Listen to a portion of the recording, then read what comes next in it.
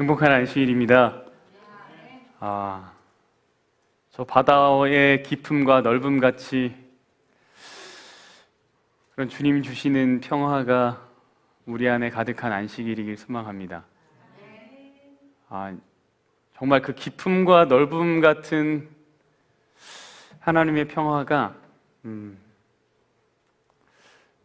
우리 모두의 삶 가운데 각자의 그 순간순간마다 늘 함께 있기를, 그리고 우리가 그것을 늘 원하며 살기를 이 시간 바라봅니다. 지난주 저희가 출애굽기 24장에 있는 언약 체결식에 대해서 다루었습니다. 혹시 기억하십니까?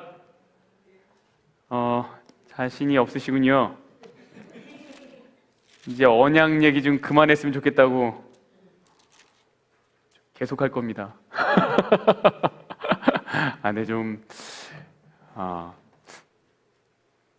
잘 해보려고 합니다.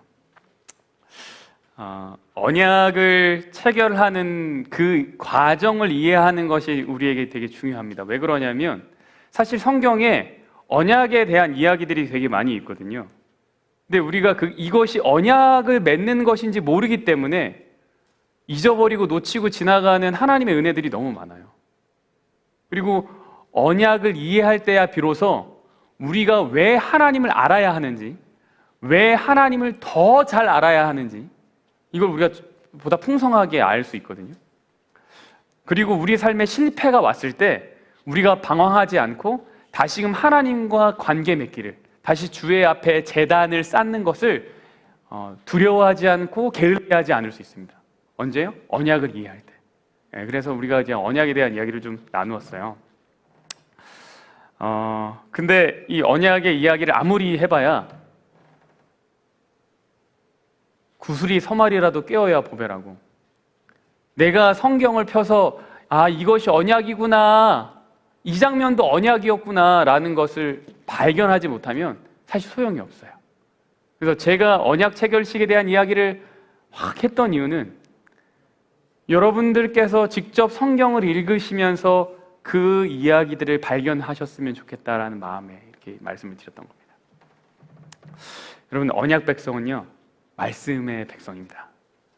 말씀을 이해하고 따라가는 백성이에요. 그래서 언약을 우리가 잘 이해하는 것이 중요하다. 말씀을 가까이 하여서 언약의 주인 대신 그 하나님의 사랑을 풍성히 느끼는 하루하루가 되었으면 좋겠습니다. 이스라엘 백성들이 출애굽기 24장에서 하나님과 언약을 드디어 체결했습니다. 이스라엘 백성들은 언약 맺은 다음에 뭐 한다 그랬어요? 그냥 각자 방으로 돌아갑니까? 아니면은 언약 맺은 다음에 뭐 해요? 잔치를 드려요. 잔치, 화목제. 그래서 같이 그것을 먹고 나누고 마시고 합니다. 그때 백성들이 고르고 있을 때 하나님께서 모세를 부르셨어요. 출애굽기 24장 12절인데요. 여호와께서 모세에게 이르시되 너는 산에 올라 내게로 와서 거기 있으라. 내가 그들을 가르치도록 내가 율법과 계명을 친히 기록한 돌판을 내게 주리라. 이 돌판이 뭘까요? 십계명. 십계명은 하나님이 기록한 거예요? 모세가 손으로 쓴 거예요? 하나님이. 여기 보니까 친히 기록했다 그랬어요. 이 돌판은 몇 개입니까? 2개입니다. 돌판 2개예요. 그래서 한쪽에 첫 번째부터 네 번째까지 쓰여 있고 또 한쪽에 다섯 번째부터 열 번째까지 쓰여 있는 게 아니고 하나의 앞뒤로 다 쓰여 있어요. 똑같은 게 2개입니다. 똑같은 게 2개예요. 이 2개인 의미가 있어요. 계약서 1장만 가지고 있어요? 2장 가지고 있어요? 2장. 왜요? 그 사람도 하나, 나도 하나. 그래야지 계약이 증명이 되죠. 그래서 돌판도 2개입니다. 나중에 이제 또 나오겠지만 돌판 2개를 주셨어요. 모세가 이렇게 부름을 받고 장로들이랑 이스라엘 백성한테 너 여기 좀 잠깐 있어. 난 잠깐 하나님 좀 만나고 올게 하고 이렇게 가요. 가는데 누구와 함께 가냐면 여호수아랑 함께 산으로 올라갑니다. 그 올라가는데 구름이 산을 막 가리기 시작했어요. 여호와의 영광이 그 산 위에 머물러 있었고 6일 동안, 며칠 동안요? 6일 동안 그 산에 구름이 자욱합니다. 가리고 있어요. 그러니까 6일 동안 모세랑 여호수아가 그 근처에서 있는 거예요. 하나님 분명 올라오라 그래서 갔는데 하나님을 바로 만난 것이 아니라 기다렸다는 거예요. 기다렸어요. 그리고 7일째 되는 날 하나님이 모세를 부르셨어요. 그러니까 여호수아는 그 중간 어딘가에 있는 거예요. 모세와 그 이스라엘 백성들, 장로들 사이 어딘가에 여호수아가 이렇게 있고, 모세는 하나님을 만나러 다시 7일째 올라갑니다. 그리고 이 7일째 모세만 하나님께 더 가까이 가고, 그 이후에 40일 동안, 며칠 동안요? 40일 동안 하나님이 무슨 이야기를 해주시는가 하면 성소에 대한 이야기를 해주세요. 며칠 동안요? 40일 동안 뭐에 대한 이야기? 성소에 대한 이야기. 엄청 오랫동안 하신 거죠. 그 이야기가 출애굽기 25장부터 등장하는 거예요. 출애굽기 25장은 성소의 이야기가 등장합니다. 여러분, 출애굽기 이야기가 책 이름이 출애굽기니까 우리가 흔히 어떻게 생각하냐면 출애굽기의 많은 이야기가 무슨 이야기일 거라고 생각해요? 출애굽한 이야기라고 생각해요. 그런데 사실 분량을 따져보면 출애굽한 이야기보다는 무슨 이야기가 많냐면 성소 이야기가 더 많아요. 여러분, 성소가 무슨 뜻입니까?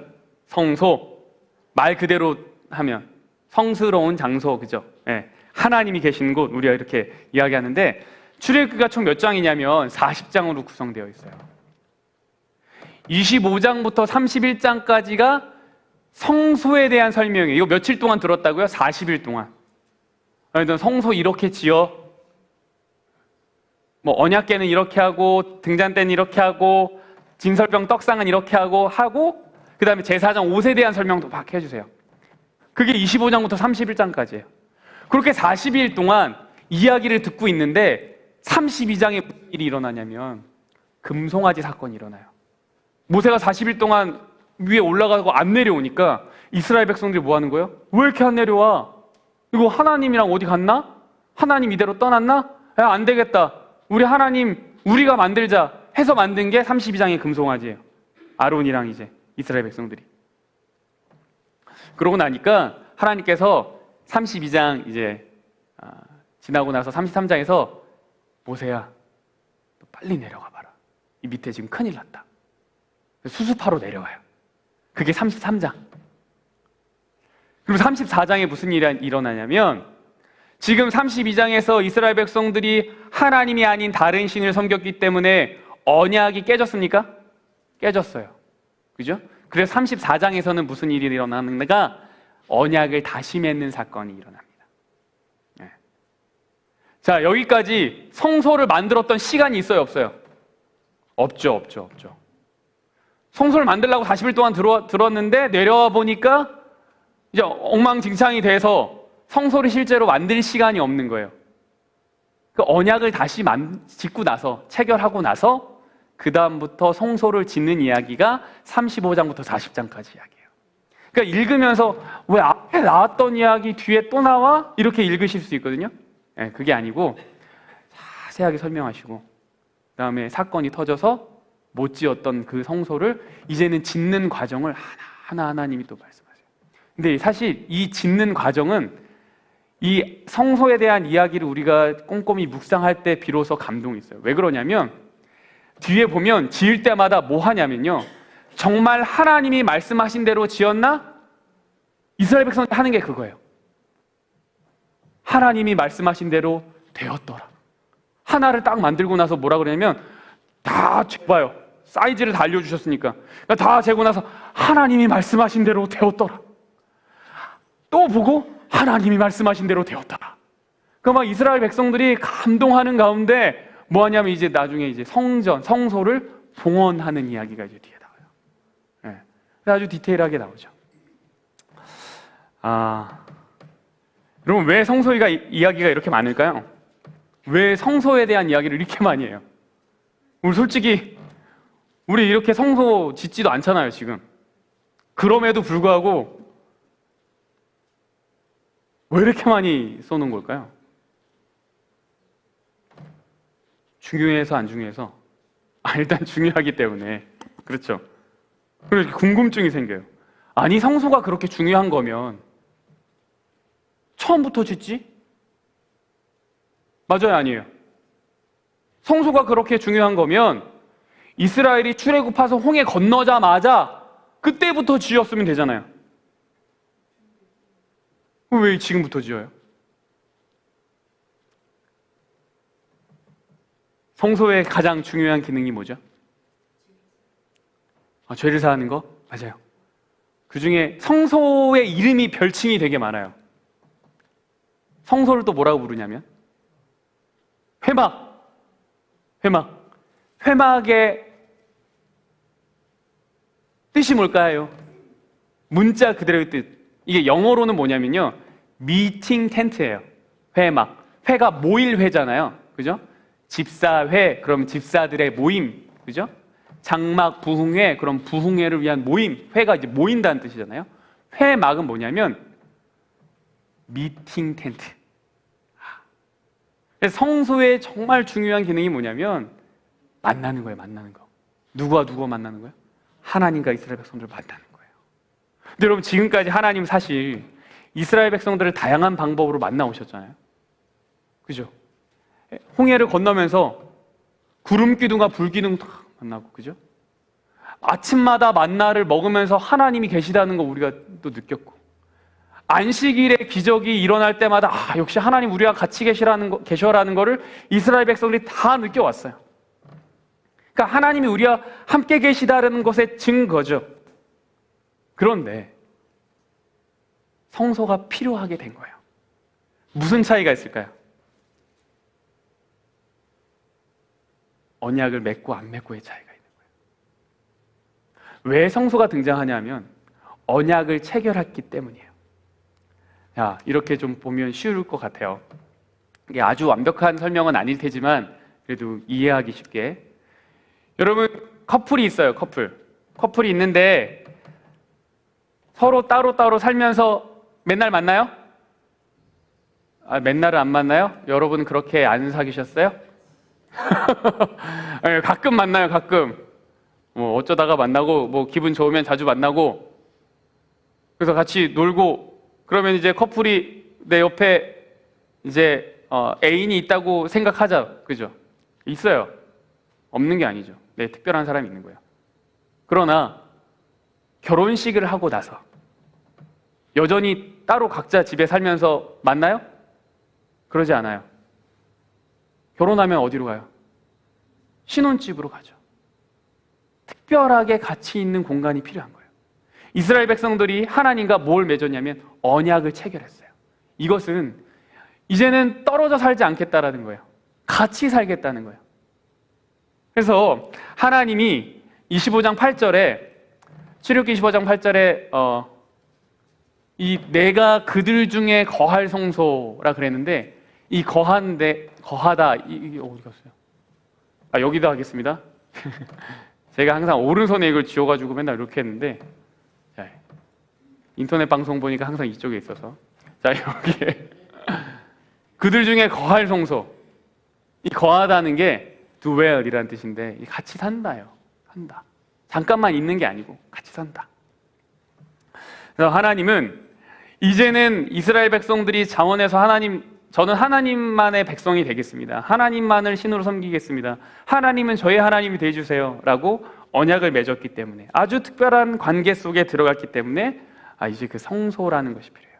또 하나 필요한 게 뭐냐면, 이유가 뭐냐면, 인간이 언약을 깨트릴 것을 하나님이 아셨어요. 우리가 그 법을 온전히 순종하지 못할 걸 아셨어요. 그래서 그것을 해결하기 위한 장치가 필요했어요. 죄를 해결하기 위한 장치, 하나님을 다시 만나기 위한 장치요.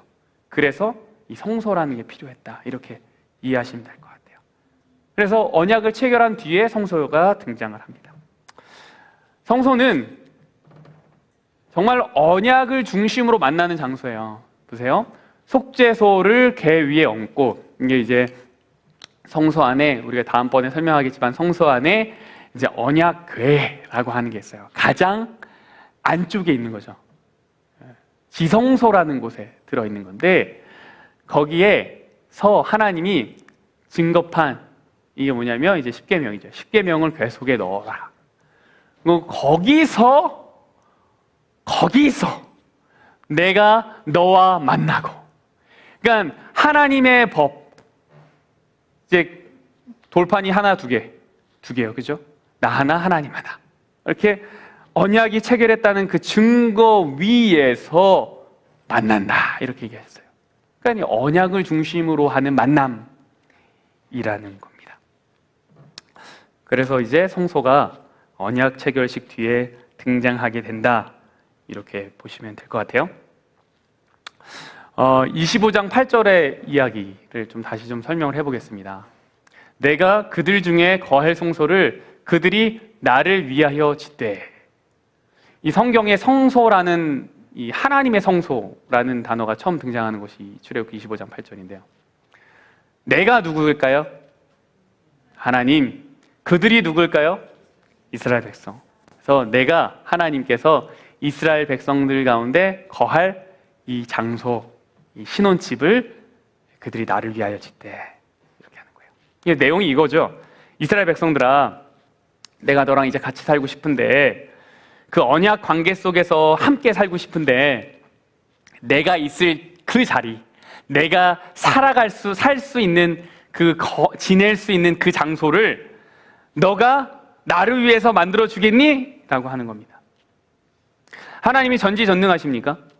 전지전능하시죠. 그러면 이 장소를 준비하는 데 있어서 하나님이 하나님의 힘으로 만들 수 있어요, 없어요?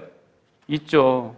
하나님 전지전능하시니까 이스라엘 백성들아, 나 너희랑 같이 하고 싶어.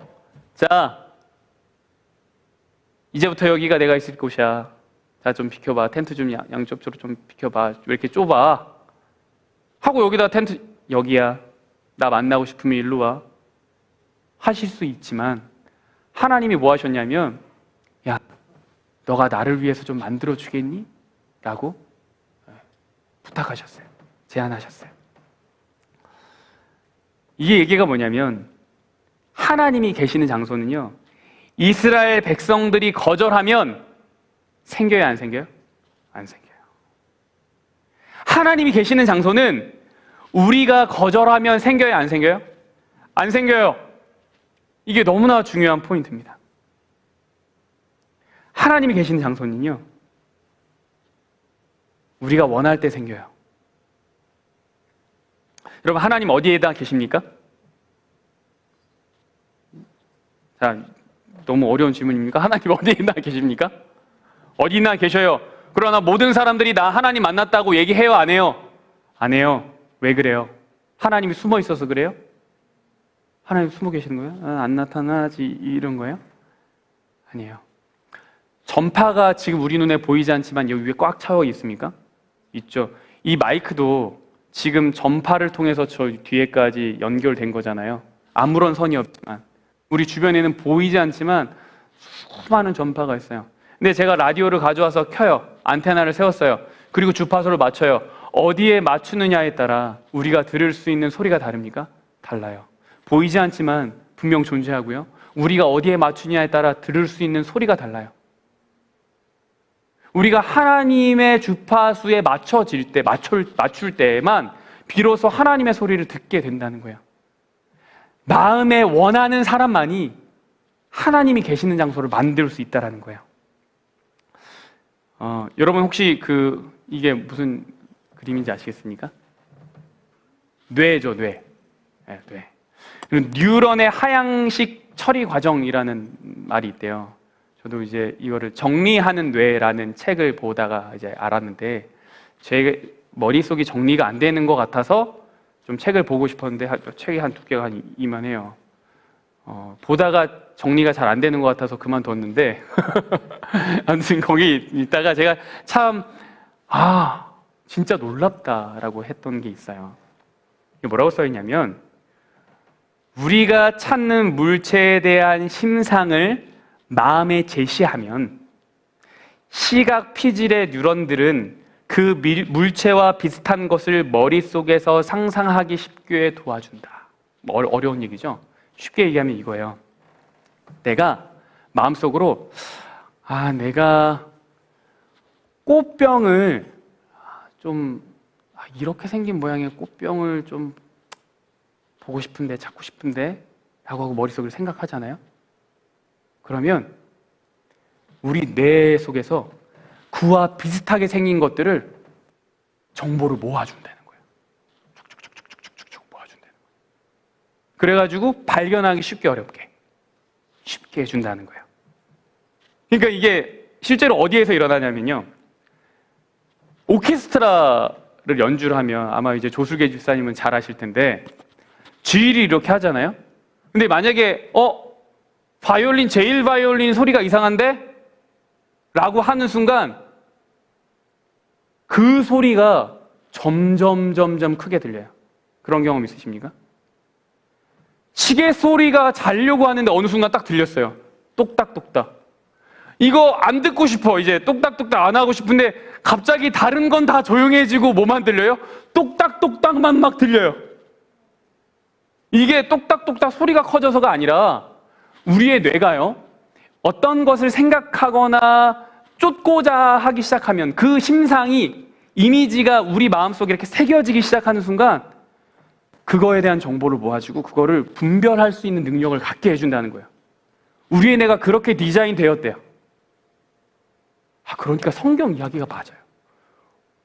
오늘 이미진 사모님이 이렇게 또 얘기하기는 좀 처음이에요. 제 아내가 기도를 할 때 찾고 찾으면 만난다. 찾고 찾으면 만난다. 이 얘기가 진리라니까요. 이게 그렇게 디자인 된 거예요, 우리는. 우리가 하나님을 찾고자 하는 마음을 우리 마음속에 새기고, 마음 심상에 하나님에 대한 이미지를 그리고, 그걸 발견하고자 하는 사람, 저 하나님 만나고 싶어요. 내 일상 가운데서 하나님의 은혜를 보고 싶어요. 하나님께서 사랑하시는 어느 그 순간들을 보고 싶어요. 라고 마음에 원하는 사람들은 그거를 발견할 수 있는 능력을 갖게 돼요.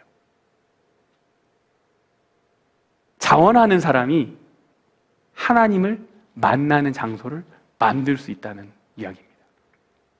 그럼 우리가 거꾸로 이야기하면, 우리가 왜 하나님을 일상 가운데서 잘 못 만나나? 하나님 말고 마음속에 그리는 것들이 너무 많아서 그렇죠.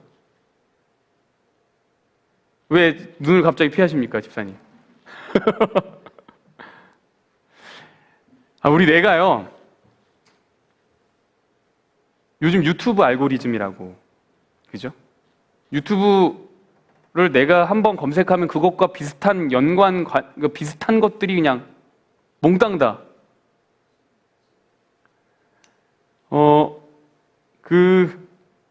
원래 청년들이 스키 스키장을 가기로 했어요.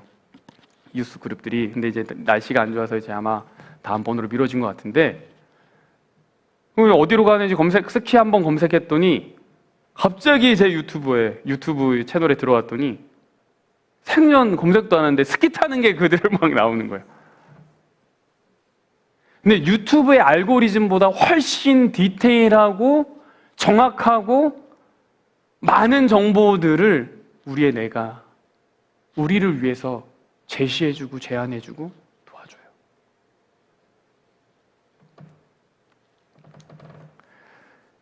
여러분, 우리의 뇌가 그렇게 디자인되었대요. 우리는 원하는 소리를 들을 수 있게 되었어요. 그러니까 누가 얘기해요. 저 사람 원하는 소리만 들어. 그러니까 이걸 좀 이게 좀 이렇게 쉽게 얘기하면 지 원하는 소리만 들어 뭐 이렇게 얘기하잖아요. 이게 그 사람만 그런 게 아니라 모든 사람이 다 그렇다는 거예요. 모든 사람 다 똑같아요. 그럼 너무 나무라면 안 돼요. 마음속에 그게 있기 때문에 그 소리가 들리는 거예요. 그러니까 우리가 해야 될 건 뭐냐면, 우리의 원하는 소리에 누구를 넣어야 돼요? 하나님을 넣어야 돼요. 하나님을 넣어야 돼요. 우리의 마음에 하나님의 것이 이렇게 그려지지 않으면 참 들을 수가 없어요. 그래서 매일 아침에 눈을 뜰 때 사실 어떤 거냐면, 하나님이 오늘도 우리와 함께 하시고 싶다라는 두드림이래요. 눈을 뜬다는 건 모든 호흡이 누구의 것입니까? 하나님의 것이에요. 내가 눈을 떴다는 건 하나님이 내게 오늘도 살아갈 호흡을 주셨다는 거거든요. 왜 오늘 내 아침에 눈을 뜨게 하셨는가? 하나님이 오늘도 나와 함께 하시고 싶은 게 있거든요. 그냥 똑똑똑하고 내 눈을 깨워주신 거예요. 잠을 깨워주신 거예요. 그 눈을 뜬 것 자체가 사실 하나님의 부름입니다. 네. 하나님이 나랑 함께 하시고자 하는 그 부름에 내가 그래요? 이거 동일한 부름 아니에요? 출애굽기 25장 8절의 부름과 동일한 부름? 그걸 내가 열어두고 마음을 열고 하나님의 자리를 만들지 않으면 안 된다는 거예요.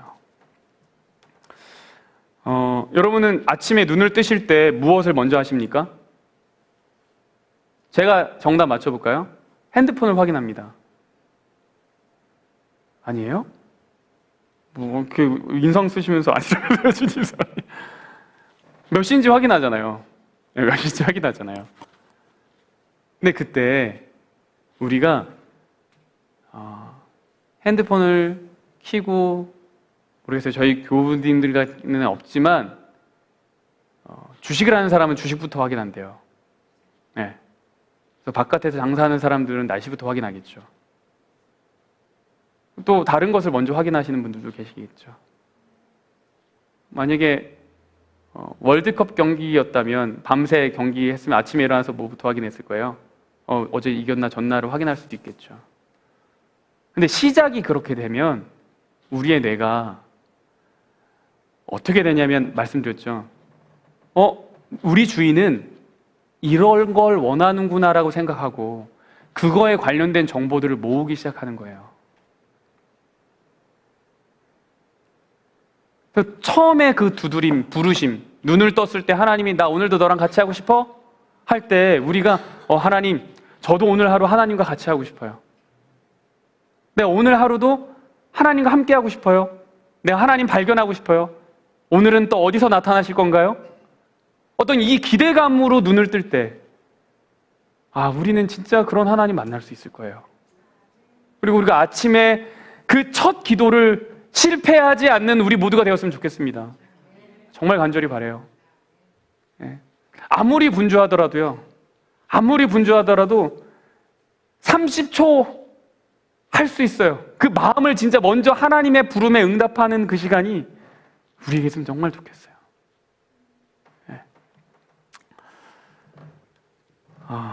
이걸 하지 않으면 우리가 진짜 자원하는 마음을 다른 것으로 빼앗기게 됩니다. 하나님이 우리가 기도하지 않아도 지켜주시는 때가 많이 있죠. 그러나 하나님과 동행한다는 것, 정말 거할 장소가 된다는 것, 그거는 정말 다른 차원의 것입니다. 그래서 우리가 그 부분을 잘 이해하고 또 바라면서 살았으면 좋겠습니다. 하나님은요, 그냥 세상에 있는 어떤 신으로가 아니라 언약의 관계 속에서 우리와 함께 살기를 원하세요. 그 하나님은 스스로 원하는 사람이 만나고 그런 사람만이 축복을 누릴 수 있습니다. 우리가 만들지 않으면 소용이 없는 거예요. 매일 아침 그 시간을 하나님과 보내시는지 우리 스스로 좀 돌아봤으면 좋겠고, 특별히 기도하는 시간 말고 또 아침에 또 분주하기 시작하고 나서 나만의 시간을 가질 수 있는 시간이 확보가 되잖아요. 그러니까 상황적으로 그 시간 자체가 확보가 어려운 분들이 있어요. 특별히 이제 아이를 둔 부모 같은 경우는 빨리 애들 챙기고 일어나서 보내고 이렇게 하다 보면, 그죠? 식사 차려주고 이러면 그 시간이 너무 부족한데, 어쨌거나 나만의 시간이 이제 주어졌을 때 그 시간의 처음도, 나만의 시간의 처음도 어떻게 하느냐가 너무너무 중요합니다. 뭐 해야 되냐면 하나님의 말씀 고민하고 읽어봐야 돼요. 제가 이제 아이들이랑 집에서 이제 가족 예배를 드립니다. 사실 저도 참 부끄럽지만 제멋대로 신앙하던 사람이에요. 그러니까 언제 어떻게 하냐면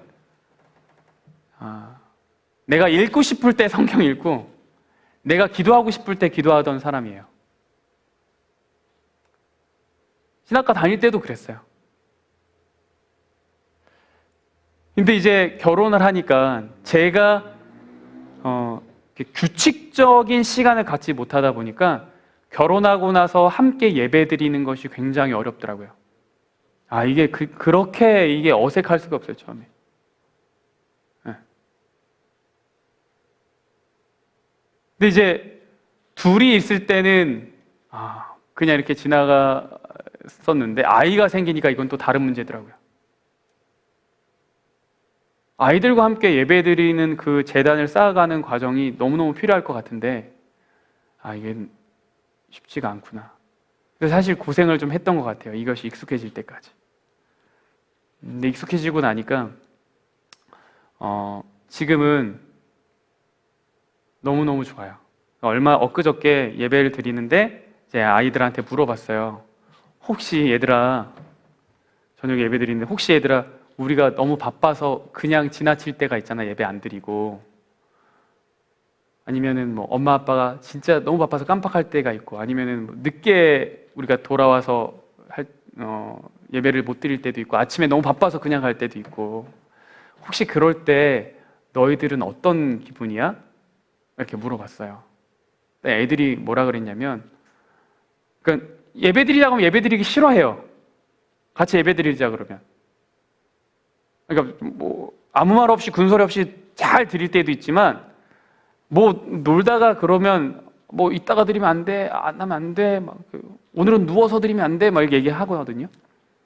근데 예배를 안 드리면 너희들 기분은 어떠니? 어떤 생각이 들어? 그랬더니 아이들이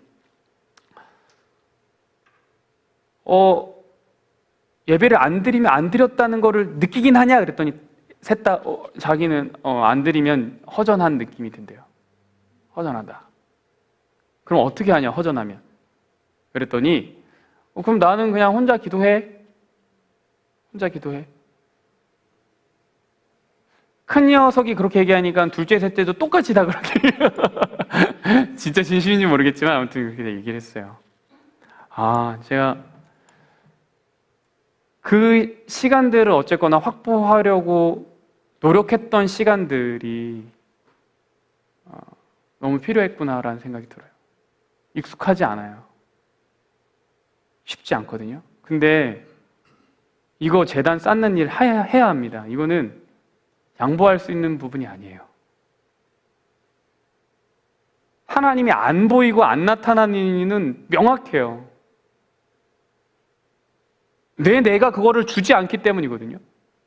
왜 내 뇌가 그거를 나에게 허락하지 않는가? 내가 다른 것들을 선택한 시간들이 너무 많기 때문이에요. 이거 누가 대신해 줄 수 있는 것이 아니라 스스로 해야 되는 겁니다. 스스로 해야 돼요. 그러니까 성소는, 하나님을 만나는 장소는 장원하는 사람만이 만들어갈 수 있거든요. 이게 어디서도 나오냐면 2절에 나와요. 이스라엘 자손에게 명령하여 내게 예물을 가져오게 하고, 어떤 마음으로요? 기쁜 마음으로. 하나님이 모세한테 이랬어요. 야, 이제 성소를 좀 지어야 될 것 같은데 그러려면 재료가 필요하다. 그러면 그 재료 예물을 받아야 될 텐데 기쁜 마음으로 내는 사람들의 것을 받아라. 이렇게 말씀하셨어요. 근데 여기 보니까 기쁜 마음인데 다른 번역에는 즐거운 마음 이렇게 돼 있어요. 근데 이거를 히브리 원어로 이제 설명을 하면 이런 것이래요. 그가 그의 마음을 그에게로 움직이다, 이런 뜻이래요. 기쁜 마음이 어떤 마음인가? 자원하는 마음이 어떤 마음인가? 마음이 그 대상을 향해 움직인 것이 기쁜 거고 즐거운 거고 자원하는 거라고 성경은 이야기하고 있어요. 자원한다는 것은 우리의 마음이 그 대상을 향해서 움직이는 거죠. 이전보다 가까워지는 거예요. 더 가까워지고 싶은 사람, 그 마음을 가진 사람, 그렇기 때문에 예물을 드리는 거예요. 거꾸로 얘기하면 내가 기꺼이 예물을 드리고자 하는 사람은 하나님이랑 가까워지고 싶은 사람이에요. 자원한다는 것은 마음이 움직이는 거라는 거죠. 그래서 움직이려면 여러분 뭐가 필요하죠? 물체가 여기서 일로 움직여야 돼요. 피직스라고 하나요? 물리 시간은 아니지만 이게 여기서 움직여야 돼요. 그럼 뭐가 필요해요? 힘이 필요해요. 주사님 정답. 힘이 필요해요. 이걸 이제 우리는 이제 에너지 이렇게 얘기를 하기도 하고 에너지 필요해요. 자원하는 마음은 뭐가 필요하냐면 움직이는 거잖아요. 이것도 뭐가 필요해요? 에너지가 필요해요. 이 에너지를 우리는 뭐라고 부릅니까? 마음에 있는 에너지. 그걸 사랑이라고 부르죠. 네. 사랑하고자 하는 마음. 근데 신기하게도요, 하나님이 정말로 나에게는 사랑이 없어요. 우리는 정말 사랑이 없지만 사랑하고자 하는 마음, 나 사랑하고 싶은데요. 정말 사랑하고 싶어요, 하나님. 진실한 마음에서 그 고백을 하게 될 때 하나님이 뭘 주시냐면 움직일 수 있는 에너지를 주세요. 우리가 에너지를 갖고 있기 때문에 우리가 사랑이 있기 때문에 사랑하는 게 아니라 아무것도 없지만 사랑하고 싶은 마음, 하나님 에너지를 주세요. 움직이는 거죠. 하나님은요, 진리를 다양한 방법으로 소개해 주십니다. 어떤 것은 이야기를 통해서 우리의 진리를 말씀해 주세요. 어떤 거는 원칙, 법을 통해서 이야기해 주시거든요. 근데 성서는 어떻게 진리가 우리에게 주어진 거냐면 이미지를 통해서 우리에게 진리를 하나님이 소개해 주신 것입니다. 그러니까 어떤 스토리 속에서도 진리가 있죠, 그죠? 그리고 법과 원칙 속에서도 진리가 있어요. 근데 어디도 진리가 있냐면 이 시각화된 이미지 속에서도 진리가 있어요. 하나님이 이 성소를 그런 그림으로 우리에게 이제 보여주시고 그 가운데서 진리를 발견할 수 있도록 좀 해주신 것입니다. 그래서 성소는 하나님의 진리와 사역을 이미지화해서 우리들에게 남기신 거고, 특별히 제사를 드리는 과정 속에서 그들은 하나님을 만났습니다. 그래서 제사 드리는 방법을 통해서, 성소의 기구들을 통해서 하나님의 진리를 마주하는 특권을 누린 것이죠. 이스라엘 백성들이요, 언약을 받을 때 충분히 하나님이랑 가까이 계시는 것을 막 느꼈거든요. 근데 언약을 맺고 나서는 어디서 하나님이 우리와 가까이 계시다라는 걸 느꼈는가? 성소라는 것이 있기 때문에 그들이 계속 그걸 느낄 수 있었던 겁니다. 25장 9절의 말씀을 볼게요. 무릇 내가 내게 보이는 모양대로 장막을 짓고 기구들도 그 모양을 따라 지을지니라. 하나님이 뭐라 그러시냐면 너에게 보이는 모양대로 지어라. 하나님이 직접 보여주신 모양이래요. 근데 이 보이는 대로 만들라라는 이야기가 너무 많이 나와요. 40절에도 나오고요, 26장 30절에도 나오고 27장 8절에도 나오고, 계속 만들 때마다 뭐라 그러냐면 다 설명해 주시고 내가 보여준 대로 만들어라, 내가 보여준 대로 만들어라, 보이는 대로 만들어라, 모양대로 만들어라, 이렇게 말씀하세요. 여러분이 이스라엘 백성들이에요. 그리고 여러분이 아까처럼 이제 처음에 말씀드렸던 것처럼 실제로 이제 성소를 짓는 과정 속에 있다고 한번 생각해 보세요. 이거 누가 디자인한 거죠? 하나님이 디자인한 거예요. 하나님이 직접 디자인하신 거예요. 여러분, 하나님이 직접 디자인하신 거 보신 적 있으세요?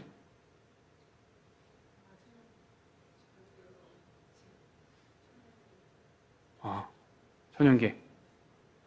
하나님이 직접 디자인했다라는 걸 알고 보면 진짜 감동이 있겠죠. 야, 이 각도, 이거, 이 사이즈, 이 문양, 이거 하나님이 이렇게 하라고 하셨다고. 그럼 뭐 할 거예요? 그 다음에 왜 이렇게 하라고 하셨지? 이런 의미가 있나? 이거 보면서 감동이 오겠죠. 근데 이 감동이 더 극대화된 사람이 누굴까요?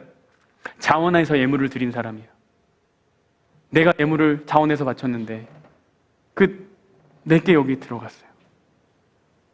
그래서 여기에 이제 그 모양대로 만들어진 거예요. 얼마나 감동이 있겠어요. 자원하는 사람만이 누릴 수 있는 특권이죠. 오늘의 제목이 하나님을 만나는 장소인데요, 하나님을 만나는 장소는 성소가 아닙니다. 하나님을 만나는 장소는 자원하는 마음인 거예요. 우리가 또 하나 생각할 것은 왜 이렇게 디테일하게 설명을 많이 해주셨는가라는 겁니다. 아주 세밀하게 설명하셨거든요. 여러분 꼭 읽으십시오. 지금 제가 가능하면 챕터 바이 챕터로 하려고 하거든요. 때로는 하다가 막 못하겠어요. 뭘 해야 될지 몰라가지고 못하겠어요. 그럴 때도 있어요. 근데 여러분, 그럼에도 불구하고 제가 계속 챕터 바이 챕터로 하는 이유는 여러분이 말씀을 가깝게 하고 이거를 친숙하게 여기셨으면 하는 마음에 그래요. 여러분 꼭 읽으십시오. 근데 읽으시면 정말 성소를 디테일하게 설명하셨어요. 왜 이렇게 세밀하게 설명하셨을까? 이렇게까지 한 이유가 뭐냐면 성소는 무슨 이야기냐면 구원의 이야기거든요. 구원의 이야기. 인간의 죄가 어떻게 해결이 되는지, 우리는 하나님과 어떻게 다시 화목하게 되는지, 가까워지는지 아주 세밀하게 보여주시는 것입니다. 그런데 성소를 아주 디테일하게 설명해 주셨다는 것은 그 얘기는 뭐냐면 구원의 이야기 중에 어느 하나도 하나님이 안 하신 것이 없다라는 거예요. 아주 디테일하게 하셨거든요. 하나님이 다 하셨거든요. 구원의 이야기는 다 하나님이 하셨다는 거예요. 모세의 아이디어나 인간의 아이디어, 성소는 그래도 여기서는 이렇게 각도를 틀면 좀 멋있을 것 같습니다. 입구가 이게 너무 좀 좁아요. 살짝만 넓게 해주셨으면 좋겠고, 기둥 숫자가 이게 이런 숫자 안 돼요. 우리는 대한민국은 홀수 3579로 가야 됩니다. 뭐 이런 식으로 만약에 인간의 생각이 조금이라도 들어갔다면 그 구원의 이야기에 뭐가 낀 거냐면 인간의 생각이 들어간 거죠. 인간의 영향력이 들어간 거죠. 근데 성소는 그런 게 하나도 없다는 거예요. 오직 하나님의 이야기, 하나님의 생각, 하나님의 디자인으로 가득한 것이 성소다라고 이해하시면 될 것 같습니다. 그래서 우리가 해야 될 것은 뭐냐면 그것을 따르고 묵상하고 곱씹는 거예요. 우리의 생각이나 견해를 여기다 구원의 이야기에 넣는 것이 아니라 하나님이 정말 어떻게 우리를 사랑하시고 구원하시는가 우리가 계속 확인하는 것이죠. 여러분, 하나님이 구원하시는 일에 있어서 그분이 모든 것을 계획하고 준비하시고 희생하셨지만 동시에 그 선물을 누리고 살 수 있는 선택의 몫은 우리에게 남겨주셨어요. 구원의 모든 영역이 다 하나님이 하셨어요. 인간의 공로는 아무것도 없어요. 그러나 그 구원을 선물로 받아들이는 것은 자원하는 사람의 마음 가운데 있다는 것을 꼭 기억하셨으면 좋겠습니다. 오늘 우리는 성소 이야기를 펼쳤죠. 성소는 하나님이 우리와 함께하기 위해 하나님이 계시는 곳입니다. 하나님이 오늘도 우리에게 부탁하세요. 오늘 내가 너의 마음 가운데 있고 싶은데 그 마음, 그 자리, 내가 있을 자리 너가 나를 위해서 만들어 주겠니? 이 음성을 우리가 매일 아침에 눈을 뜰 때마다 꼭 기억하시고 그 자리를 먼저 내어드리는, 짧게지만 하나님, 내가 하나님 오늘 동행하기를 원해요. 하나님, 내 마음에 하나님 자리 만들기 원해요. 그 언약을 아침마다 새롭게 하시고 갱신하시고 좋은 주님의 제단을 쌓아가는 우리 모두가 되길 바라면서 말씀을 마치겠습니다.